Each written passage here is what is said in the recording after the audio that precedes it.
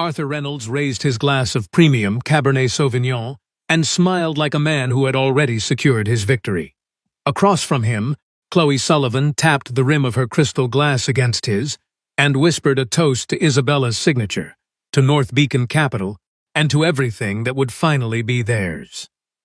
At that exclusive private table in the penthouse of the Pinnacle restaurant in San Francisco, they were not celebrating a sweeping romance. They were celebrating a meticulous corporate strategy to strip a wife of the actual control over 62% of the shares in the lucrative winery her father had painstakingly built over 30 years.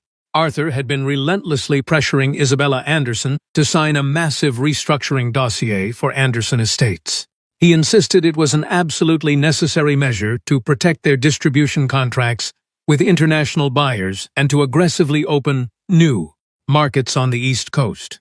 What Isabella was not supposed to know, according to his grand design, was that this signature would immediately hand over absolute voting power to North Beacon Capital, a notoriously ruthless investment firm directly linked to Chloe's older brother. Chloe set her glass down softly on the white linen tablecloth and asked in a low, calculating voice what would happen if Isabella changed her mind the following morning.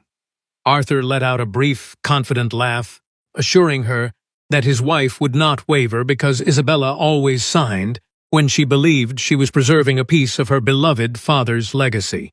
Just then, a distinguished older waiter with silver hair approached their secluded table. He carried a small, elegant ivory-colored document pouch between his hands, looking entirely out of place among the lavish desserts and expensive bottles of wine.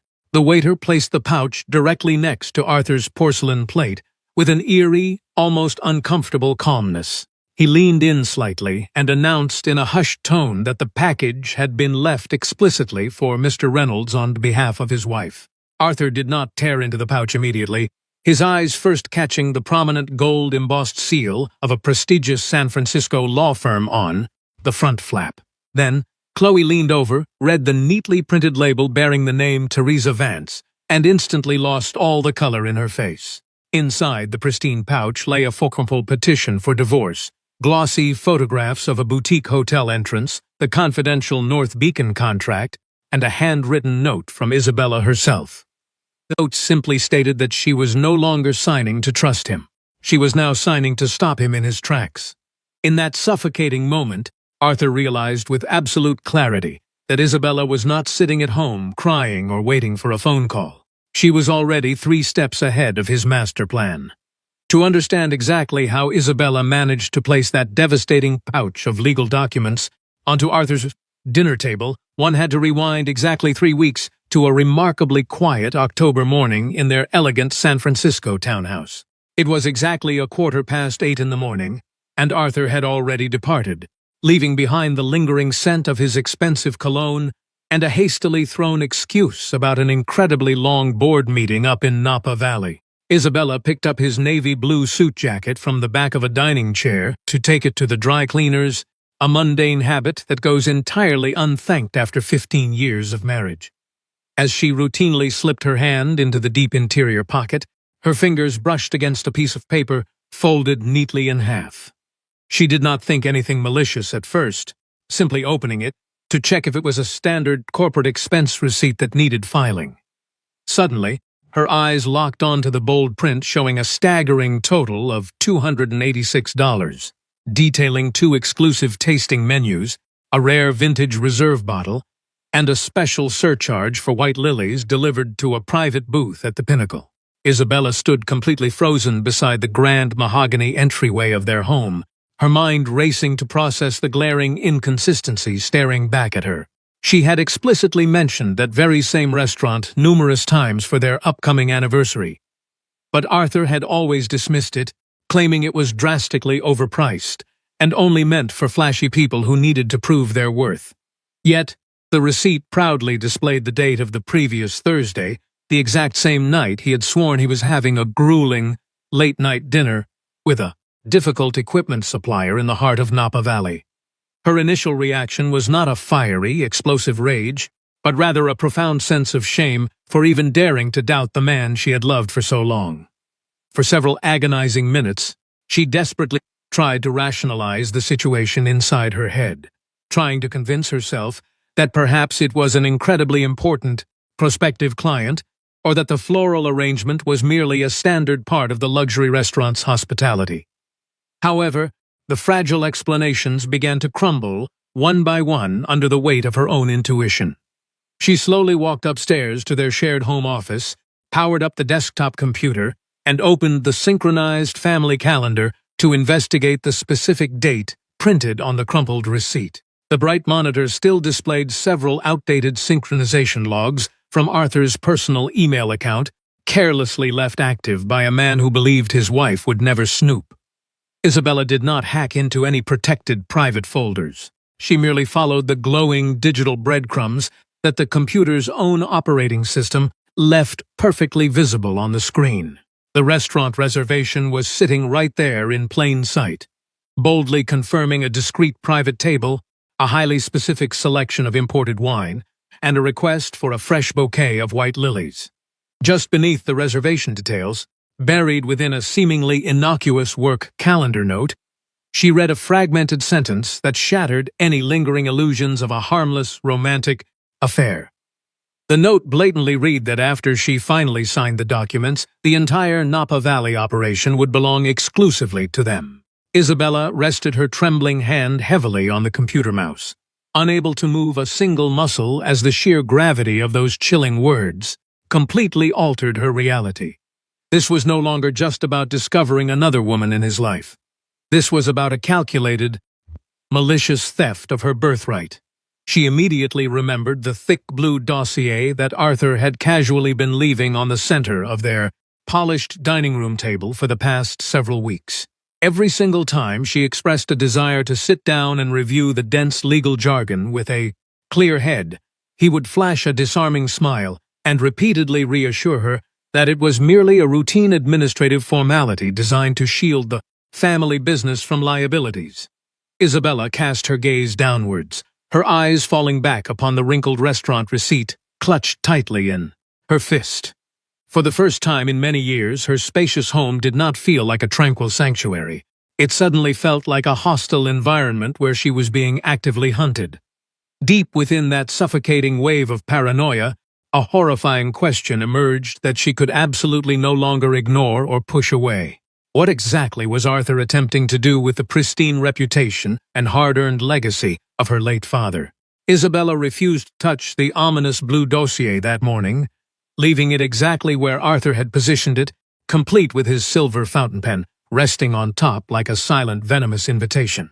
Instead, she viewed the innocuous-looking folder not as a helpful corporate update, but as a meticulously crafted trap waiting to spring shut around her life. She retreated back into the home office and quietly clicked the door shut behind her, making absolutely no noise, even though she knew perfectly well she was the only person inside the empty house.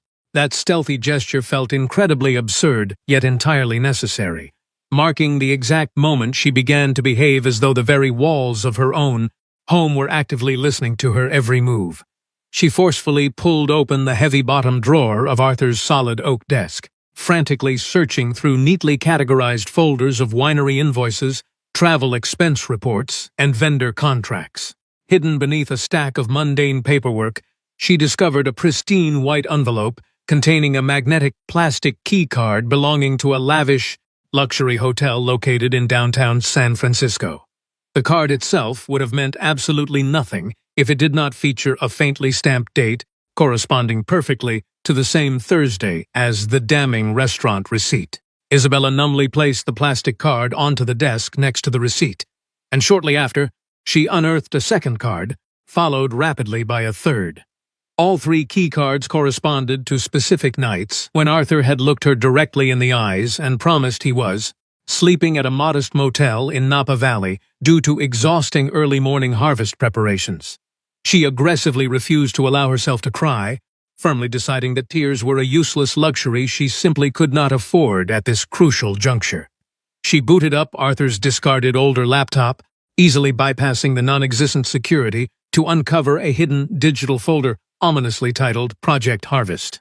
The malicious name of the folder sent a sharp, agonizing jolt of pain straight through her chest, as harvest was a deeply sacred term within her family's long history.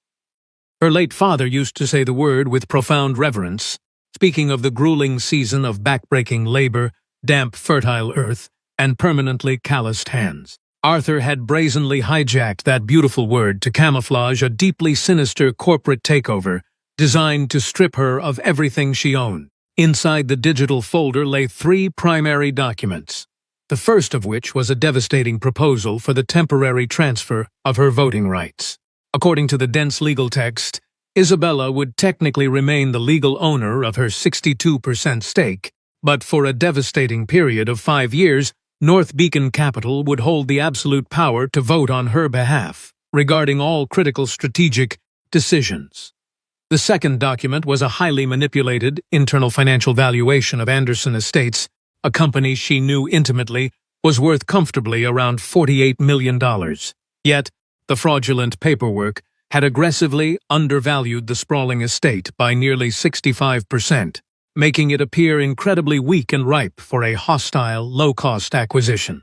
The third and final document forced the breath directly out of her lungs, leaving her entirely paralyzed in her desk chair. It was a formal draft of a board of directors resolution, strongly suggesting that Isabella should be forcefully removed from her position as president due to a severe lack of emotional stability in the face of international expansion pressures. Isabella read that incredibly cruel sentence twice, and then a third time, realizing it was not just a blatant lie, but a perfectly engineered psychological cage built under the false guise of spousal concern. She quickly searched the state corporate registry for North Beacon Capital and discovered the sole managing director was a man named Henry Sullivan. The surname hit the glowing monitor like a heavy stone, instantly connecting the dots without needing a private investigator to spell out the painful truth. Chloe was not simply Arthur's foolish younger mistress. Her entire family was deeply embedded in the malicious financial conspiracy to steal the winery. Isabella methodically saved copies of every single file onto a small, black external hard drive her father had gifted her years ago to store photographs of their earliest grape harvests. Before safely ejecting the drive, she noticed one final hidden file tucked away in the very bottom corner of the directory.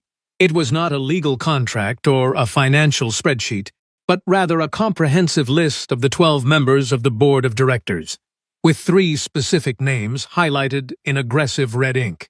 Isabella opened the file with a heavy sense of caution that had entirely bypassed mere curiosity and evolved directly into pure, unadulterated survival instinct. The names glaring back at her were Martin Evans, a fiercely loyal old friend of her father, Sarah Palmer, the incredibly strict head of external auditing, and Julian Mitchell, a highly principled, independent advisor who had served the company faithfully for 9 years. Beside each of their names was a brief, sinister note detailing exactly how to manipulate, pressure, or neutralize their specific objections before the final critical vote took place. It was not just a simple corporate roster. It was a comprehensive map of human weaknesses designed to destroy the very soul of Anderson Estates. Later that evening, when Arthur finally returned home from his supposed business trip, Isabella had meticulously returned the office to its exact original state. Arthur strolled through the front door with a leather briefcase tucked under his arm and flashed a perfectly practiced, exhausted smile. He casually mentioned that they absolutely needed to get the blue dossier resolved that night, not even bothering to take off his suit jacket before pushing his agenda. Isabella, who was calmly pouring a fresh cup of dark roast coffee in the bright kitchen, listened to his smooth lies without turning around immediately. She carried 2 steaming ceramic mugs to the dining room table and took a seat directly across from the man who was actively trying to destroy her life. The sheer domestic normalcy of the scene felt incredibly cruel, as the exact same table where they had shared countless family dinners was now the literal battleground where he intended to legally steal her inheritance. Arthur flipped open the blue dossier, smoothly sliding the expensive silver pen toward her hand, softly promising that the technical details had already been thoroughly vetted by their lawyers. Isabella casually flipped past the first few pages, intentionally stopping at the predatory clause regarding the 5 years of surrendered voting rights and calmly asked him why North Beacon needed to vote in her name. Arthur blinked in mild surprise, briefly losing his composed facade before recovering with a patronizing smile that she used to mistake for genuine affection. He smoothly claimed that a temporary 5 years was necessary because she simply could not be burdened with monitoring every tiny operational decision, insisting the company desperately needed agility that she could not provide. Isabella's eyes hardened as she firmly stated that 5 years did not sound temporary in the corporate world, prompting Arthur's fixed smile to vanish entirely from his face. He patronizingly told her not to turn a simple administrative task into an emotional argument, delivering the ultimate insult by claiming her father merely left a farm. But he was the one who built an empire. Isabella absorbed the massive emotional blow without ever breaking eye contact, slowly setting the silver pen back down onto the table without signing a single page. She coldly suggested that if the deal was truly that beneficial for the company, it could easily wait until an independent lawyer thoroughly reviewed the fine print. Arthur aggressively clenched his jaw, violently pushed his heavy wooden chair back from the table, and stormed off upstairs to take a shower, carelessly leaving his work phone resting on the table. Within less than 30 seconds, the screen brightly illuminated with a direct notification, confirming a private table for two at the Pinnacle of Friday night with Chloe Sullivan. Isabella did not touch the glowing device. She merely memorized the damning details, completely solidifying the devastating truth she now held in her hands.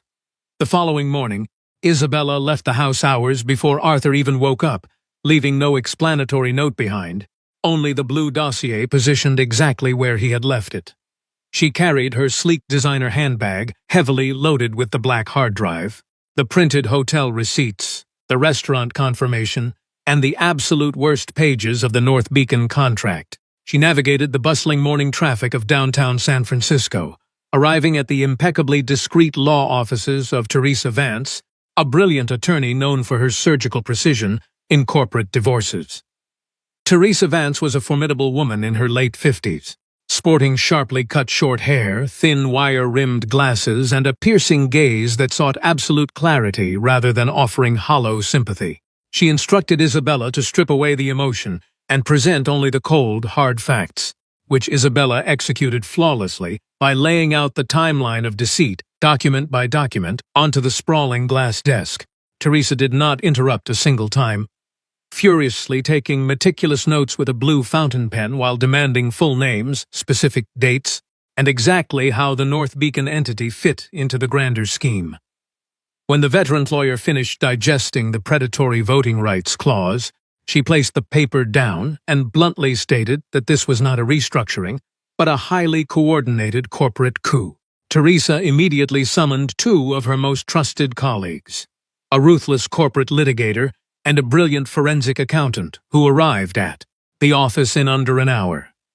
The seasoned trio spent over 3 hours tearing through the financial discrepancies, highlighting how the 65% undervaluation was explicitly engineered to justify an incredibly cheap buyout by Chloe's brother.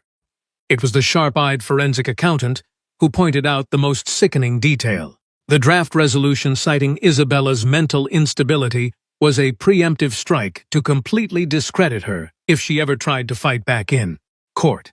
Teresa slowly removed her glasses, looking Isabella squarely in the eyes to confirm that her husband did not just want a divorce or a young mistress.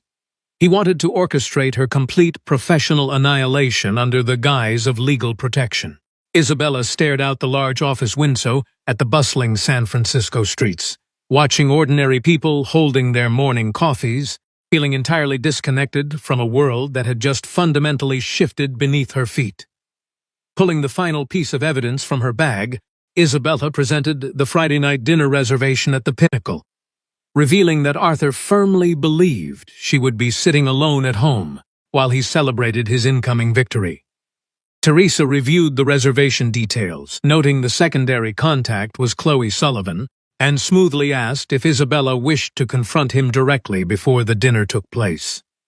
Isabella firmly shook her head, explaining that warning him would only give him time to destroy evidence and pivot his malicious strategy to a new angle. A brilliant, drama-free plan was born right there in the law office. A simple, elegant ivory envelope delivered by the restaurant staff directly to Arthur's table. While he was most vulnerable, inside would be the divorce filing, the irrefutable evidence of his affair, the exposed North Beacon contracts, and a strict legal mandate that all future communication must go exclusively through Teresa's office. Teresa summarized the brilliant strategy perfectly, noting that on Friday night he would completely lose control of his intricate web of lies, and by Saturday morning, Isabella would rightfully take back control of her father's company.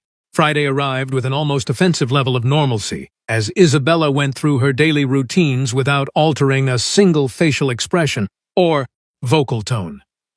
She meticulously answered corporate emails from the estate, carefully reviewed a complex international export report, and forced herself to eat a simple green salad for lunch. Promptly at 6 o'clock in the evening, Arthur called from his luxury sedan, smoothly lying that he was heading straight up the highway to Napa Valley, and telling her not to wait up for him. Isabella stared out her window at the golden fading light hitting the San Francisco skyline, simply telling him to be careful on the road before hanging up the phone. At exactly 20 minutes past 8, her phone buzzed with a short, highly anticipated text message from Teresa, confirming that the legal package was securely in the hands of the restaurant manager.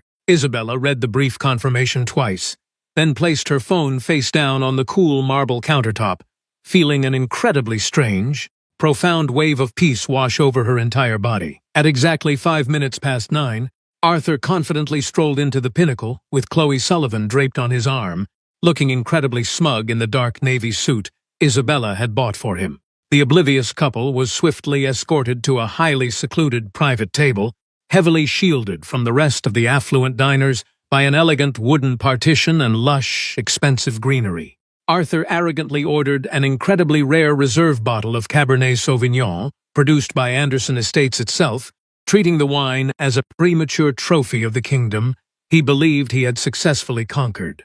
Chloe eagerly raised her glass the moment the dark ruby wine was poured, whispering a toast to Isabella's naivety, to North Beacon, and to the massive fortune that was finally within their grasp. Arthur took a slow, deeply satisfying sip of the wine, leaning across the table to promise Chloe that by Monday morning, the entire board of directors would be completely under his thumb. Chloe offered a smile that lacked genuine warmth, her calculating eyes scanning the room and glancing at her phone, constantly assessing her surroundings like a predator, ensuring no one was watching her move. It was precisely at that moment of supreme overconfidence that the silver-haired waiter materialized beside them, completely bypassing the dessert menus to gently place the crisp ivory pouch beside Arthur's plate. The waiter respectfully informed Mr. Reynolds that the package was a direct delivery from his wife, a sentence that landed on the table with the devastating impact of a detonated bomb. Arthur completely froze, while Chloe slowly lowered her crystal glass, her panicked eyes darting wildly between the mysterious ivory pouch, Arthur's utterly shocked expression, and the terrifying gold seal of Teresa Vance's law firm. With trembling fingers, Arthur tore open the flap, instantly exposing the brutal reality of his situation. The official petition for divorce, the glossy photographs of their illicit hotel rendezvous, and the fully exposed North Beacon documents. Chloe aggressively snatched a piece of paper without asking, instantly turning ghostly pale the exact second she saw her own brother Henry's name boldly highlighted in the financial conspiracy documents. Arthur desperately swallowed hard, stammering out a pathetic attempt to explain the situation, but his eyes were hopelessly fixed on the final handwritten note from Isabella, stating she was signing to destroy him.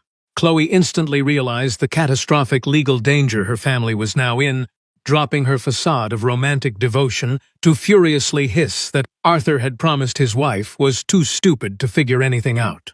In a chilling display of self-preservation, Chloe coldly gathered her expensive designer handbag and stood up, flatly stating that she absolutely refused to let her brother go to federal prison for Arthur's sloppy mistakes.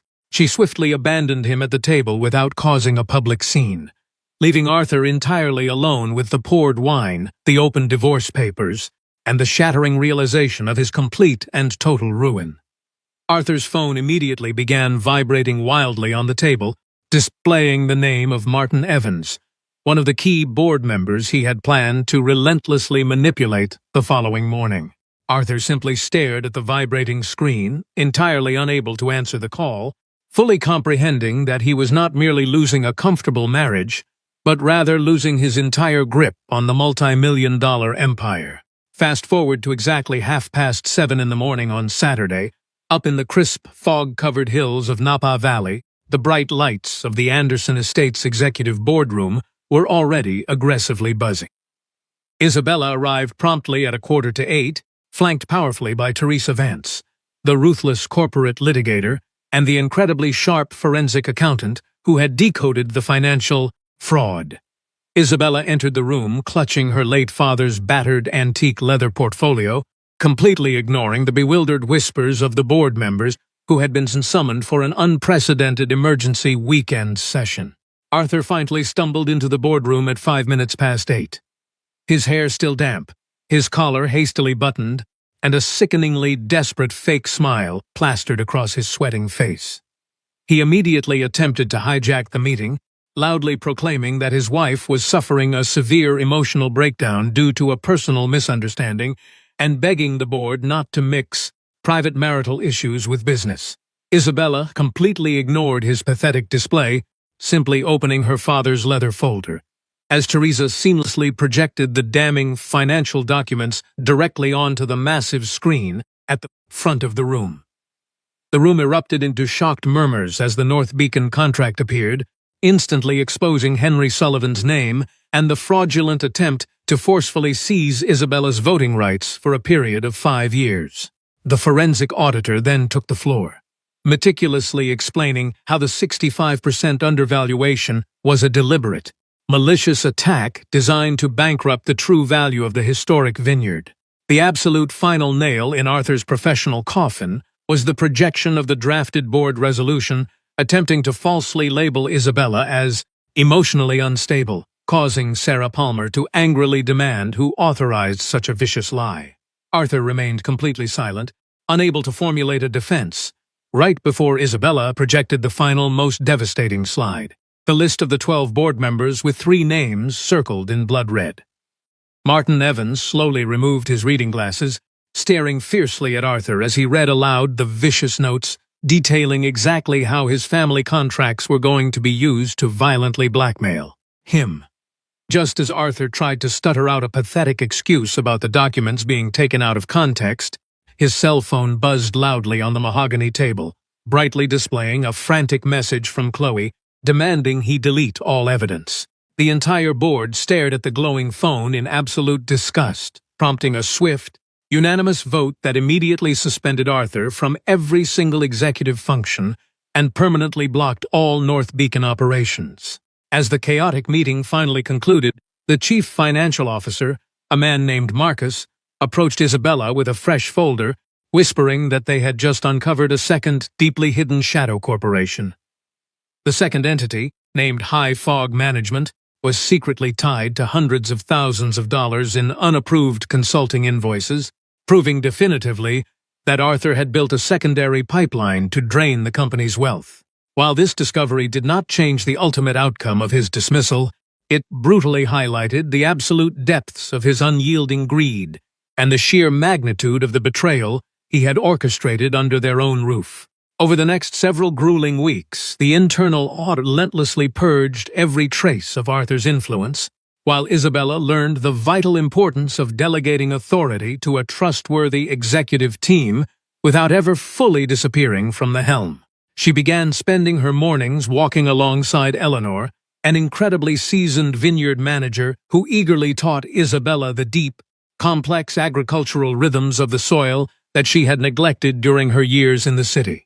She physically touched the rough bark of the mature vines and the heavy oak of the aging barrels, actively proving to the skeptical workforce that she was not a fragile city socialite, but the true heir to the estate. The legal divorce moved forward with absolute clinical precision, devoid of any screaming matches or dramatic confrontations, replaced entirely by cold signatures and the steady, unyielding march of justice. 3 months later, as the incredibly demanding harvest season finally commenced, Isabella returned permanently to the modest estate house, nestled directly adjacent to the sprawling Napa Valley vineyards. She proudly took her rightful seat at the absolute head of the massive oak planning table, carefully reviewing the incredibly detailed recovery strategies and the newly revised, highly lucrative international export contracts. She placed her father's faded photograph in the center of the table, picked up her favorite pen, and confidently signed her own name on the documents, absolutely certain that no one would ever dictate her choices again.